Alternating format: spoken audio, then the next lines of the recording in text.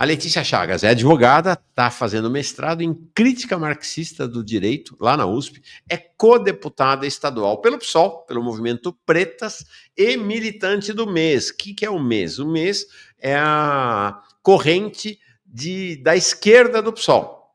Como eu digo, quem participa dessa corrente é a Fernanda Melchiona, por exemplo, a Sâmia Bonfim, tá? E outros camaradas lá. Letícia, eu chamei a Letícia, não conhecia, nunca tinha ouvido falar.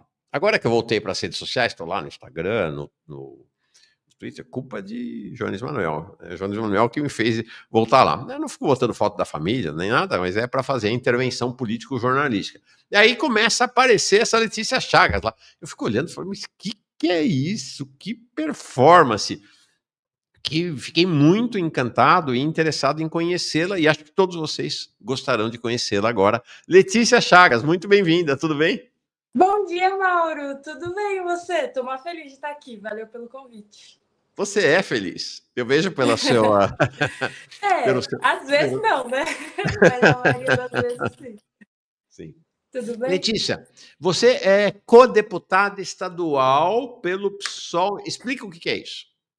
Isso, eu faço parte de um mandato coletivo, na verdade, que é o mandato do Movimento Pretas aqui em São Paulo, que é um mandato de 6 mulheres negras de diferentes lugares do estado, enfim. E a gente constrói esse mandato coletivamente, né? É muito difícil. A gente sabe como a lógica da política institucional é uma lógica muito individualista, é uma lógica mesmo do teatro, né? Eu costumo dizer. E a gente tenta quebrar um pouco isso, fazendo aí a construção de um mandato coletivo, um mandato que não se pauta só pelo que acontece ali na Casa Legislativa, na Assembleia Legislativa aqui de São Paulo, a LESP. Cada uma de nós constrói movimentos nos seus territórios, eu construo o movimento Juntos, né? Que é um movimento de juventude, que atua no movimento estudantil, mas também queremos atuar hoje com uma juventude que não está entrando na universidade, que trabalha, mas que quer construir um mundo diferente também. Eu não estou te ouvindo, não sei se aconteceu alguma coisa. Desculpa, eu fechei aqui. Eu acho que só eu não te conhecia. Tá aqui o Café Creme 1. Ela é incrível, sigam ela. O Porquê o Estado Importa Simpatia Pura. O Pedro dizendo, Letícia S. Você conhece? O Pedro sim, os outros não. Pedro Antônio Chiquite. Letícia é sensacional. Vocês vão ver o Patrick Onobre mandando bom dia dele também. Legal, Letícia. Que bom que você está aqui. Quem é a... Aqui, ó. Letícia Chagas é a unidade da radicalidade sem perder a ternura. Aprendeu com Ernesto Che Guevara, não é não? Sem perder a ternura jamais. Alguém aqui dizendo que você é xará da filha dele. Por sinal, Letícia é alegria, né? Pois alegria, né? Pois é. Letícia, quem é a titular do mandato? Porque sempre esses mandatos coletivos têm um agrupamento, mas quem vai para a urna, quem é votada e quem tem legalmente a representação parlamentar é apenas uma pessoa. Quem é no caso de vocês? É a Mônica, que é uma referência muito grande para nós, justamente no movimento ambiental que você estava falando há pouco, né? Que Mônica? A Mônica Seixas, desculpa. Não acredito. Mônica Seixas? Sim. Cacete, eu não sabia. A Mônica Seixas vem aqui segunda-feira. Pois é, você comentou comigo.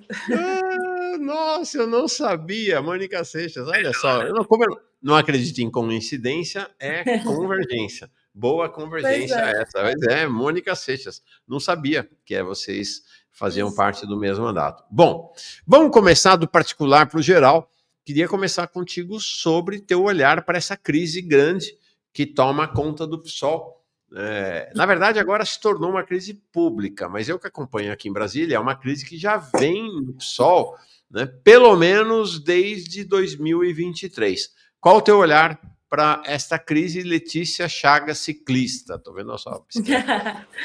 Verdade. Não, Mauro, olha, para mim é uma crise muito triste, né? De fato, para nós não é uma surpresa o que está acontecendo hoje no PSOL. Está se desdobrando já há muito tempo. No ano retrasado, nós tivemos um congresso no PSOL. Acho que a maioria de vocês deve saber que o PSOL é um partido de correntes, né? Então, há muitos grupos diferentes dentro do PSOL. O MES, que é o Movimento Esquerda Socialista, que faço parte, é uma das correntes fundadoras do partido, né? Luciana Genro é da nossa corrente, foi uma das fundadoras do PSOL após ser expulsa do PT por se recusar a votar a favor da reforma da Previdência que o Lula tentou fazer ainda no seu primeiro mandato, né? Então, o PSOL, ele nasceu como um partido que deveria construir uma alternativa ao petismo, que não é de hoje, que o petismo é um governo neoliberal, é um governo que faz um jogo para os trabalhadores, mas, ao mesmo tempo, um jogo para a burguesia, e a gente sabe que isso, ao final, na verdade, é contribuir para o avanço do capitalismo, para a manutenção do sistema. E eu conheci o PSOL, eu tinha 14 anos. Sério? Estava na escola, sim, pois é. Eu sempre estudei em escola pública, mas em 2014, né, a gente teve uma eleição que foi logo depois de 2013, né? E eu lembro que em junho de 2013 eu não entendia muito o que estava acontecendo, não fui nas manifestações, tinha 13 anos, mas eu lembro que aquelas manifestações me fizeram ter muita vontade de fazer política, né? Me fizeram ter muita vontade de mudar as coisas. Eu via no jornal, junho de 2013, eu ficava, caraca, eu queria muito participar disso. E aí, em 2014, eu quis acompanhar mais a política, justamente por ter visto o quanto a política feita na rua é capaz de mudar as coisas. E aí eu me lembro de assistir os debates presidenciais e ver a Luciana Genro. E, caraca, a Luciana Genro falando nos debates fez todo sentido para mim, porque ela dizia que ela queria construir uma outra esquerda e que o PSOL era um partido que não concordava com a política do Aécio, mas que também não concordava com a política da Dilma.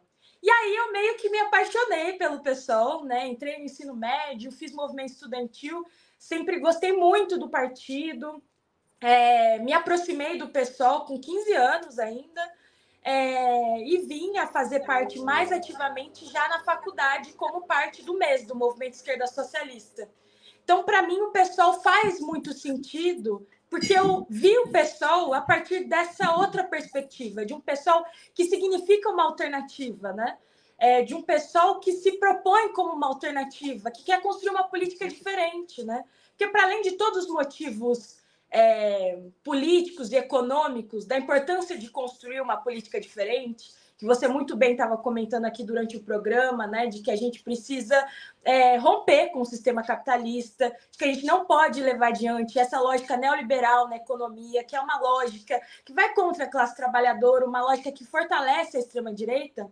Eu acho que, para além desses motivos, tem uma questão de que a maioria da população não quer mais essa política tradicional. Uhum. A maioria da população não quer mais essa política dos grandes acordos. Mas é para essa política que o pessoal está indo nos últimos anos, né? Foi muito difícil o último congresso do PSOL, foi muito difícil as eleições do ano passado, o que o De Castro está trazendo agora, de que ele sofreu uma série de assédios dentro do partido, de que o partido aí, por parte do Guilherme Boulos, que é parte da corrente majoritária do PSOL, tenta minar todo tipo de discordância ali na bancada na Câmara dos Deputados. Tudo isso acontece com a gente diariamente na construção do partido e aconteceu de uma maneira muito difícil nas eleições do ano passado, inclusive nas eleições aqui de São Paulo, né? Por quê? Então, Conta, o que aconteceu? O que aconteceu? Conta. Foi muito difícil, nós sofremos uma série de boicotes mesmo nas eleições do ano passado, foi muito difícil fazer eleição, a corrente majoritária do Guilherme Boulos tentava a todo momento impedir que as correntes minoritárias à esquerda fizessem parte da campanha, né, do Guilherme Boulos, ajudassem a construir o programa, e não à toa, né, desde o começo a gente se colocava muito contra algumas decisões de campanha, né? A própria escolha da Marta Suplicy como vice não foi algo que nós concordamos, né? Então, as correntes à esquerda do PSOL tiveram pouquíssimo espaço para debater qual seria o programa de Guilherme Boulos aqui para a Prefeitura de São Paulo, tiveram pouquíssimo espaço nos espaços de campanha para nós foi uma campanha muito dura, muito difícil, que nós conseguimos aqui eleger uma candidata muito importante, que foi a Luana Alves, na base da militância mesmo, porque se dependesse do partido, isso não teria sido possível. Luana, grande, Luana, adoro ela, vai vir aqui em breve, tá? Mas Ela é teve uma maravilhosa. votação absurda, 83 mil votos, né? Pois Uma é, votação 83 altíssima. mil votos, mesmo com a partir dos boicotes do partido, 83 mil votos mantendo um programa de esquerda, não tendo medo de falar da máfia dos transportes, não tendo medo de denunciar o que a GCM está fazendo aqui na cidade de São Paulo, está tirando mercadoria de trabalhador, está indo contra os ambulantes na cidade. Agora, recentemente, a gente está tendo um problema de que nem a galera na Avenida Paulista, que canta, que faz sua música, faz sua cultura, não está podendo mais ocupar esse espaço. Então, a Luana, ela se elegeu com um programa de esquerda e um programa que muitas vezes ia contra o programa do Guilherme Boulos. Porque a gente precisa lembrar que na campanha para a Prefeitura de São Paulo, o Guilherme Boulos tentava competir com o Ricardo Nunes quem ia botar mais GCM na rua. Isso não é programa do PSOL e isso nós não concordamos. Não, e eu lembro na campanha de que, apesar de uma cena pública, mas que nem era assim, então dava para perceber que tinha alguma coisa esquisita ali, mas apesar da cena pública do apoio da Erundina e dele falar bem da Erundina, a informação que eu tenho de bastidor é que teve um boicote à Erundina a campanha inteira e que ela fez a campanha muito chateada, magoada e amuada, mas ela é um ícone da esquerda brasileira hoje, né? E tanto que apoiou o Decaixa, né? Foi contra essa decisão. Mas que ela foi muito boicotada e hostilizada durante a campanha, né? Sim, todos nós que construímos o PSOL, não porque a gente quer cargos no governo Lula, não porque a gente acha o PSOL simplesmente legal, mas porque a gente vê o PSOL como um instrumento para fazer luta nesse país, todos nós nos decepcionamos muito com a campanha do Guilherme Boulos. E o interessante foi que, ao longo da campanha, mesmo quem não era do PSOL também se decepcionou com a campanha do Guilherme Boulos. Porque era muito comum a gente entrar nas redes sociais e as pessoas estarem colocando: caramba, o Guilherme Boulos precisa reagir. O Guilherme Boulos precisa ir para cima na campanha, precisa apresentar o programa do PSOL contra o Pablo Marçal. O Guilherme Boulos da campanha passada foi muito diferente do Guilherme Boulos da primeira campanha para a Prefeitura em São Paulo, que conseguiu aglutinar ali na campanha muito de juventude, conseguiu se apresentar de maneira diferente, como uma alternativa mesmo. No ano passado, o Guilherme Boulos, para mim, parecia um político tradicional, um político como qualquer outro, né? Sim. Alguém aqui... Bom, e o que vai ser do PSOL? Como é que vocês no mês, e vocês no mês, estão olhando a evolução desse cenário da crise no PSOL? Não sei o que vai ser do PSOL, mas eu sei que nós vamos continuar lutando pelo PSOL. Porque hoje, talvez pelo tamanho que o grupo do Guilherme Boulos tenha conseguido, né, a gente tende a ver o PSOL como um puxadinho do PT, um PSOL como um partido que não faz luta. Mas isso, na verdade, deveria ser o contrário, porque o PSOL nasce como o contrário disso. O PSOL está mudando nos últimos anos por conta da política que a corrente do Guilherme Boulos, que a corrente da Érica Hilton, também, infelizmente, tem feito no partido. Mas esse não é o PSOL. O PSOL é um partido que tem crescido muito nos últimos anos porque ele chama para si uma juventude que está indignada, né? Uma juventude que quer mudar as coisas, uma juventude que não concorda com essa política dos grandes acordos. O PSOL nasceu como uma alternativa ao PT. E nós continuamos acreditando nisso. Pode ser que em algum momento, talvez, qualquer tipo de batalha interna seja impossível. Mas nós acreditamos que ainda assim é possível e a gente leva isso na prática. Nós temos parlamentares muito importantes na Câmara dos Deputados, a Sâmia Bonfim, Fernanda Melchiona, que são parlamentares do mês hoje na Câmara dos Deputados, são parlamentares que votam com a classe trabalhadora, que foram contra o arcabouço fiscal desde o início, né? A gente vê, por exemplo, hoje a bancada do PSOL dizendo que sempre foi contra o arcabouço fiscal, isso é mentira. A bancada do PSOL, de fato, votou contra o arcabouço fiscal, mas votou contra porque foi pressionada, porque setores junto com o MES, que é o movimento que faz parte, pressionaram a bancada do PSOL a votarem contra o arcabouço fiscal. E nós vamos seguir fazendo isso.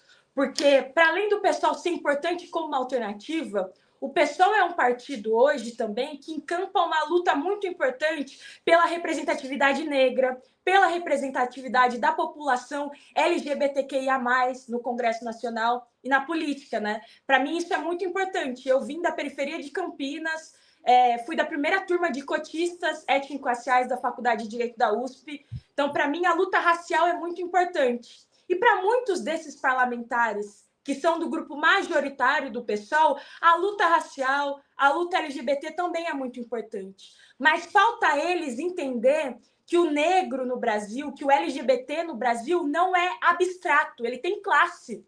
A maioria da população negra no Brasil é uma população que é trabalhadora. E para essa população, o projeto econômico do petismo não faz sentido algum. O governo Lula está piorando a vida da população negra quando aprova um arcabouço fiscal que está tirando dinheiro da saúde e da educação, que a gente sabe que os serviços públicos, quem mais se utiliza é a população trabalhadora, das classes mais baixas, que é, em sua maioria, uma população negra. Então, aqueles que se elegem como uma plataforma antirracista, como uma plataforma contra a homofobia, deveriam se envergonhar do que estão fazendo hoje dentro do PSOL. A Erika Hilton, por exemplo, para mim é uma grande parlamentar, cumpre um papel muito importante hoje no Brasil, é um exemplo para muitos da comunidade negra e LGBT de uma política combativa no discurso, mas ela está nos decepcionando com o que ela tem feito hoje. Não basta a gente ter um discurso bonito e combativo na forma, se na essência nós estamos votando contra os trabalhadores. Que a gente está defendendo políticas como que o governo Lula tem feito, né? Acho que você até me conheceu através desse vídeo, né? Em que eu falei sobre a taxação do Pix, né? Que não era uma taxação a priori, foi uma fake news da direita, mas o governo estava querendo, de fato, fazer um pente fino para conseguir, de fato, aumentar a arrecadação do governo a partir da fiscalização de pequenos contribuintes. E é essa política que a majoritária do PSOL está hoje defendendo. Mas eu sigo acreditando no PSOL e sigo batalhando por ele. Acho que nós não vamos nos calar e a gente está disputando um PSOL que seja uma alternativa ao petismo hoje. Então vamos completar. Você realmente é demais, estou adorando. Ótimo. Como o pessoal disse que você é brava, você é das bravas. Então, vamos completar? Eu queria ter o olhar, estou vendo que você tem um refinado senso de análise política e política ideológica. Vamos completar, então, teu olhar para a esfera federal, estadual e municipal. Então, queria que você completasse a sua análise, seu olhar para o governo Lula. Como é que você enxerga o governo Lula hoje? Eu enxergo o governo Lula hoje como um governo que foi e é importante, né, para que a gente tivesse conseguido derrotar o Bolsonaro nas urnas, mas como um governo que, contraditoriamente, produz ele mesmo as possibilidades de retorno da extrema-direita em 2026. E acho que isso é um debate que é o mais importante para nós, né? Muitos hoje dizem que o que vai fazer a extrema-direita retornar são as críticas da esquerda ao governo Lula. E nós achamos que é justamente o contrário. A extrema-direita cresce hoje no Brasil porque o governo Lula dá muita munição para a extrema-direita. Porque hoje nós vivemos num mundo, e a gente vive uma crise que é mundial, não é só no Brasil. As promessas do governo Lula de ter mais picanha e mais cerveja em casa não tem nenhum lastro na realidade, porque o mundo hoje vive uma crise. E é uma crise que governos como o Lula são incapazes de resolver.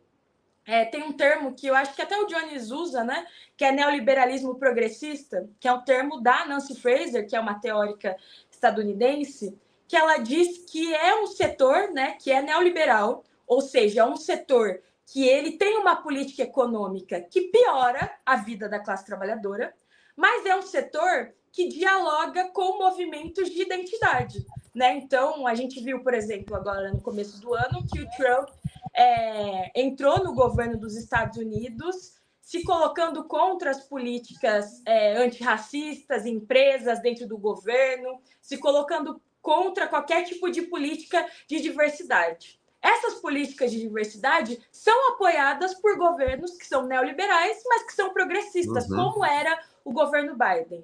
Do mesmo modo, eu avalio o governo Lula como um governo que é neoliberal progressista. Tem uma política econômica que não melhora a vida dos trabalhadores, mas ele tem discursos importantes quando a gente está falando de identidade, quando a gente está falando de antirracismo, combate à homofobia. Mas isso está no discurso.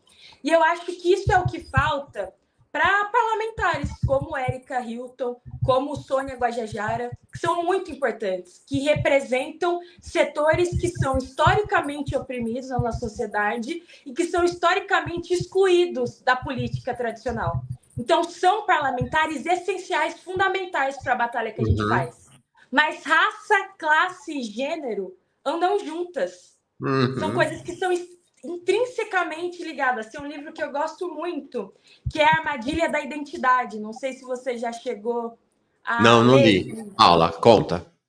É um livro maravilhoso, é de um estadunidense, mas que tem origem paquistanesa, se eu não me engano. Ele chama Asad Haider.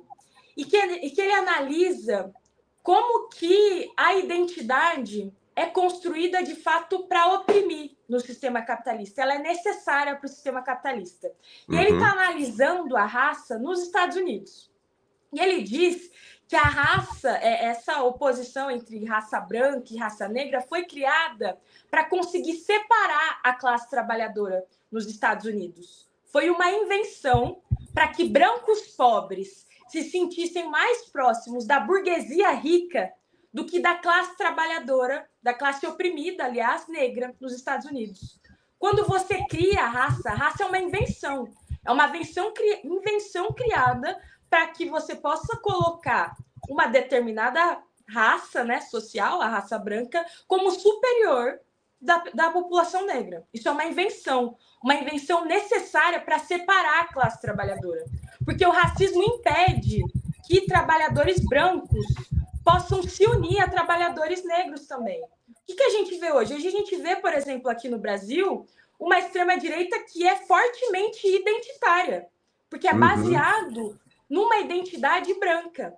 E, às vezes, pessoas negras e pessoas brancas da classe trabalhadora, nós temos muitos acordos programáticos. Nós precisamos nos unir para combater o capitalismo. Mas o racismo, inclusive o racismo, às vezes, dentro das organizações socialistas, ele impede que a gente tenha um movimento de massas unificado, né? Em muitos momentos.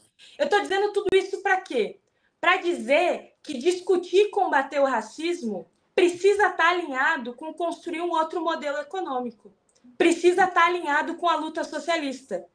E hoje nós temos figuras importantes do movimento negro que estão se retirando dessa tarefa fundamental, que se utilizam das pautas raciais para se eleger, que se utilizam das pautas raciais para conseguir legitimar medidas que são antipovo. Então, é muito comum a gente ver, o governo Lula está fazendo arcabouço fiscal, mas, caraca, o governo Lula é um governo tão bom, um governo tão diverso, colocou ministros negros aí no seu governo, tem a Aniele Franco como ministra, tem Macaé Evaristo como ministra. Como assim? O governo Lula é importante. O governo Lula fez o programa Juventude Negra Viva, né? Que, sinceramente, é um programa que me traz muitos questionamentos. Como um governo... Sério? Né, sim, como um governo que não tem uma alternativa de segurança pública, que não fala sobre desmilitarização da polícia, está falando que é a Juventude Negra Viva. Como um governo que tem como projeto privatizar presídio, ou seja, transformar corpos encarcerados em mercadoria, que é uma juventude negra viva. O antirracismo precisa estar além da estética. E política e economia andam juntas nisso. É impossível um governo antirracista com um projeto de austeridade fiscal. E é isso que eu acho que falta para parlamentares como Érica Hilton se ligarem mesmo. Caraca, ela tem uma responsabilidade histórica na defesa da população negra e da população LGBT. Caramba, a população LGBT hoje está em subemprego. empregos. O que a gente vê hoje é empregos de telemarketing, por exemplo. A gente tem uma juventude LGBT colocada nesses espaços, nos empregos mais precarizados, na escala 6x1. É a juventude negra e LGBT que está sendo colocada nesse tipo de emprego no Brasil hoje. E o governo Lula não tem como prioridade o fim da escala 6x1. Inclusive, seu ministro do Trabalho se colocou contra essa luta. Então, sim, como uma parlamentar que leva adiante um movimento tão importante como é o movimento pelo fim da escala 6x1, é uma parlamentar hoje que tem como prioridade defender o governo e não defender a classe trabalhadora? Uhum. Muito forte, muito forte. Inclusive está aqui, ó, o Marcos Teixeira dizendo: conheci a Letícia no protesto contra a escala 6x1. Legal. É para você uma luta central no país hoje? Eu acho que porque foi a luta que nos permite ampliar o diálogo com a classe trabalhadora. É a luta que nos permite. Acho que a partir da luta pelo fim da escala 6x1, a gente consegue ampliar o debate ideológico à esquerda. E outras lutas também, né? Eu tenho. Acho que nesse meu trabalho agora com as redes, tentando comunicar uma outra política nas redes sociais, é muito comum. Eu tenho visto um modus operandi da extrema-direita, né? Que é o seguinte: nós que somos de esquerda mesmo, quando a gente coloca alternativas para o país, então fim da escala 6x1, quando a gente coloca a importância do passe livre, por exemplo, combater a máfia dos transportes e instituir tarifa zero nas cidades, o que a extrema-direita faz é virar para a gente falar: isso é impossível, porque não tem almoço grátis. A extrema-direita atua na prática para manter o status quo. E a luta pelo fim da escala 6x1 acho que nos permite furar um pouco isso, porque é uma luta que a maioria da população é a favor. Então, acho que a partir daí a gente pode ampliar as coisas, sabe? Você conhece muita gente que trabalha na escala 6x1? Eu conheço algumas pessoas. Tem uma amiga, inclusive, que trabalha na escala 6x1, vai entrar agora na faculdade de Direito também, para tentar fugir dessa lógica. E é uma escala muito difícil, né? Eu tive também acompanhando a primeira greve pelo fim da escala 6x1 aqui em São Paulo, né? Que foi a greve da PepsiCo. Não sei se vocês chegaram a acompanhar, imagino que sim. E eu acho que é uma luta muito importante. Foi até interessante ver também como o judiciário se coloca, né, dentro dessa luta, tentando a todo momento garantir as conciliações sem permitir que a gente avance efetivamente na política. Falei das 3 esferas, né? Governo Tarcísio. Qual o seu olhar para o governo Tarcísio em São Paulo? Eu acho que é um governo extremamente perigoso, talvez mais do que Bolsonaro, né? Porque o Tarcísio tem a agenda do Bolsonaro, mas ele se coloca, né, para os liberais na grande mídia como um governo que é mais moderado. E aqui em São Paulo, a gente vê que, na verdade, é muito difícil conseguir ser oposição ao governo de São Paulo, sobretudo ao governo de Tarcísio. A gente enfrentou duras batalhas, né? A gente enfrentou agora a batalha pela privatização da Sabesp aqui, contra, né? Nós, obviamente, nós estamos contra a privatização. A gente enfrentou a batalha também contra a militarização das escolas. E no final do ano passado, a gente enfrentou uma outra batalha que foi que o governo Tarcísio, ele tentou cortar bilhões de reais do orçamento da educação. Tentou não, né? Ele efetivamente conseguiu, porque não há oposição, né, ao governo Tarcísio aqui na Assembleia Legislativa para além do PSOL, né? Não há essa oposição e nós somos efetivamente minoria na Assembleia Legislativa. O PT não faz oposição ao governo Tarcísio? Na minha opinião, o PT faz uma oposição que é performática, né? Então, a grande maioria dos parlamentares do PT, eles vão se colocar como oposição. Eles vão gravar vídeos dizendo que são oposição. Mas, na lógica da Casa Legislativa, da Assembleia Legislativa de São Paulo, eles atuam na base dos acordos, né? Então, eu faço uma oposição aqui para garantir a minha base, mas eu não vou até o fim, não vou obstruir projeto, vou fazer acordo para ter cargo em comissão parlamentar. Então, eu acho que o PT é uma oposição mais performática do que real. Quantas cadeiras o PSOL tem na Assembleia Legislativa de São Paulo? A gente tem hoje o nosso Mandato das Pretas, do Guilherme Cortez, Bancada Feminista e da Ediane. São 4, acho. E aí vocês atuam de maneira Eu faço... unificada ou tem o mesmo racha do PSOL em Brasília? A gente tenta, né, como possível ali agir de maneira unificada, sobretudo nessas grandes batalhas, né? Nós temos acordos, né? O pessoal tem divergências, mas nós também temos acordos básicos, né? Então, privatização, por exemplo, é algo que nós temos acordo. A luta contra a militarização das escolas também temos acordo. Mas esses parlamentares também são representantes de correntes, né? Então, no parlamento, essas diferenças também aparecem. Prefeitura de São Paulo, para encerrar os 3 níveis de governo. O Ricardo Nunes é um governo horrível, assim, que é um representante, de fato, do bolsonarismo na cidade de São Paulo. E aqui, eu acho que, assim como na Assembleia Legislativa, a gente também vê uma oposição petista, que é uma oposição mais performática mesmo, né? A gente tem uma série de problemas aqui na cidade de São Paulo. Recentemente, a gente viu o que está acontecendo agora com as enchentes. E Ricardo Nunes é um representante do bolsonarismo que só faz as coisas quando muito pressionado pela opinião pública, mas mais do que isso, ele também é um representante da máfia dos transportes, é também um representante da máfia das creches, né? A gente viu que tem investigações aí que mostram que empresas ligadas ao Ricardo Nunes ganham dinheiro desviado, né, das OS, das creches. Então, é um representante mesmo que está fazendo uma série de coisas que é uma agenda muito parecida com a agenda do Tarcísio, né? Não sei se vocês viram, inclusive, que o Ricardo Nunes está com um projeto agora de colocar GCM nas escolas municipais, né? Que é um projeto muito parecido com o que foi a militarização das escolas a nível estadual. Então, isso para nós é muito grave, porque é uma tentativa mesmo de cada vez mais capturar essa juventude para um projeto autoritário de poder. E esse é o nosso grande desafio, por isso que eu acho que é tão importante os movimentos de juventude hoje. Por isso que é muito importante seguir disputando o movimento estudantil. É muito importante seguir disputando o movimento secundarista, porque o bolsonarismo está disputando as escolas hoje. E eu acho que, em alguma medida, nós talvez estejamos até perdendo essa batalha, né? Letícia, eu acompanhei pelo Instagram sua ida para Recife, no CONEB, né? O Conselho Nacional de Entidades de Base da UNE.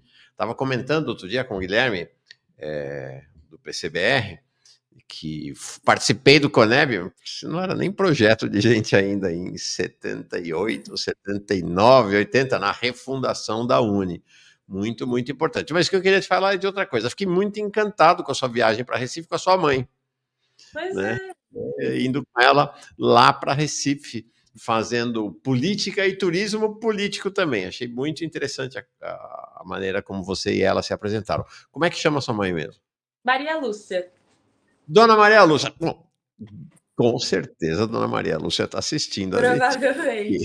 Então, Dona Maria Lúcia, um grande beijo. Sua filha é um fenômeno, realmente. Já é uma liderança expressiva do povo brasileiro e será ainda mais. Muito, muito impressionante mesmo. Vou te fazer uma pergunta, espero que você não tome como uma pergunta indelicada. Se não quiser responder, não responda, tá bom? Que idade você tem? 24. Meu Deus do céu, mulher, 24 anos de idade, que maravilha, né? Que maravilha, né? Esse potencial seu. E essa é uma característica, sabe, Letícia? Eu vejo que tem uma juventude de esquerda muito qualificada, muito empoderada, muito alicerçada teoricamente no marxismo, como você demonstrou aqui que e com o que me enche de esperança em relação ao futuro da esquerda brasileira, né? Que às vezes parece que não tem futuro, mas tem futuro, tem muito futuro mesmo. Fico muito feliz. Você não quer vir trabalhar aqui todo dia, não? Carismática do jeito que você é.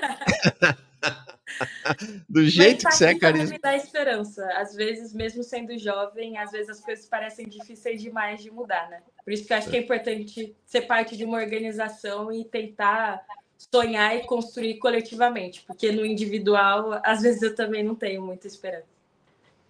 E eu fico animado, porque vejo, tem uma audiência aqui no canal Jones Manuel, diferentemente de outros canais, tem muita gente jovem, né? Muita juventude, né? Que acompanha o canal do Jones, já acompanhava ele, tem acompanhado o Manhã Brasil. Então, muito forte essa presença de vocês aí da juventude, muito animado. Pedro Ferreira dizendo, Letícia, foi gigante hoje, pessoal espantado aqui, né? Muito jovem, o Patrick que é jovem também, muito jovem. Né, o pessoal espantado aqui. Nossa, eu também achei que você tinha uns 26, 27, você é mais jovem. Não estou dizendo que você parece mais velho, não, mas pelo jeito que você fala, pela maneira como você se coloca, eu imaginava que você tivesse um pouco mais de idade por essa nossa abordagem. Tanto carisma, tanto conhecimento. Então, muito legal. Muito legal. Então, larga essa história da advocacia. Vem ser jornalista, mulher. Você tem. Sabe que eu também não gosto muito da advocacia? Ah, é? Mas acho que é um instrumento com muitas contradições, mas importante hoje. Legal. É bastante importante. E eu vi a Vanessa dos Santos dizendo, eu sou jovem também. Claro, muita gente jovem aqui. Vou te chamar muitas vezes, né? Muitas vezes, Letícia. Realmente muito forte, muito expressiva a sua participação. Você faz, para encerrar, explica para nós o que você está fazendo mestrado em crítica marxista do direito. O que é a crítica marxista do direito? E aí eu te dispenso para você usar afazeres aí. A crítica marxista do direito é uma área que a gente tem hoje no direito e nós temos um grupo aqui na Faculdade de Direito da USP, que é o DHCT, Direitos Humanos, Centralidade do Trabalho e Marxismo, que encampa essa área aqui na faculdade. É uma área em que a gente critica o direito a partir do marxismo. O que significa isso, rapidamente, eu acho? Criticar o direito a partir do marxismo é criticar o direito na sua essência, não só na aparência. Então, a gente busca criticar o direito a partir da forma, né? Então, o que significa? A gente não vai criticar só o conteúdo do direito. A gente não vai criticar, sei lá, os ministros do STF, eles são burgueses porque eles vieram todos da burguesia ou porque eles votam todos com a burguesia. Não, o STF é burguês porque o direito é burguês intrinsecamente, né? E aí as nossas referências, nossa referência principal é o Pachucanes, né, que escreveu o livro Teoria Geral do Direito e Marxismo. Legal, parabéns. Obrigada. Super obrigado, tá? Boa caminhada para ti, boa jornada, muita vida boa e combativa para você, Letícia. Vai um beijo também para dona Maria Lúcia. Olha, tua filha é fantástica. Tchau. Valeu, Mauro. Bom dia para vocês, gente. Me sigam lá no Instagram, hein? @LeticiaChagasSP. Valeu.